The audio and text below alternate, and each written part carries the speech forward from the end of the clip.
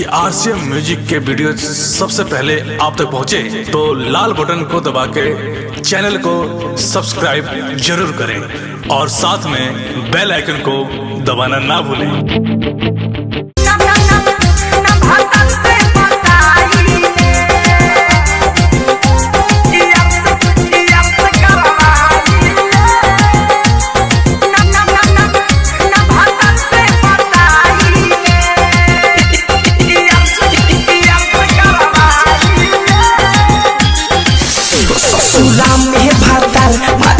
हर में यार खूबे मजा उठाइले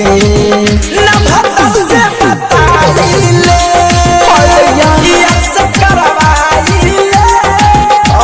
भतर से बताइले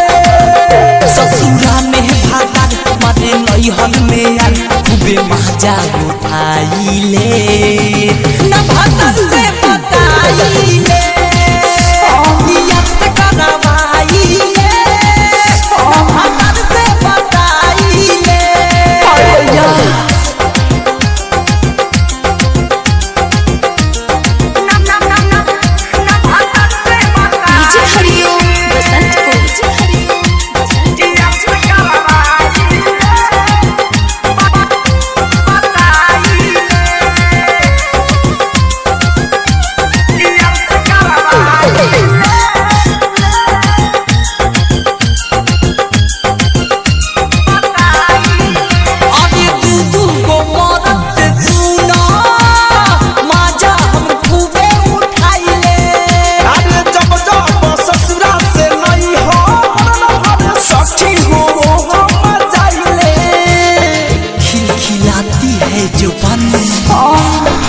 जब यार टूटा है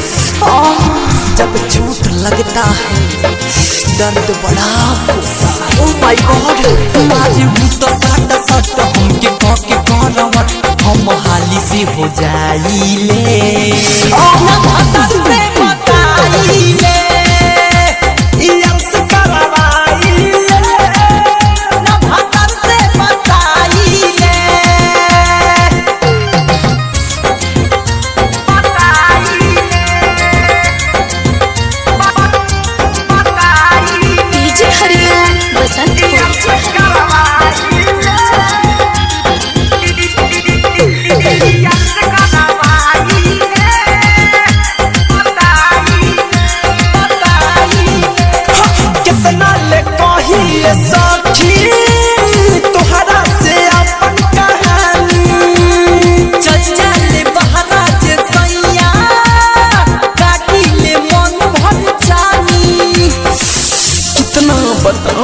कितना सताता है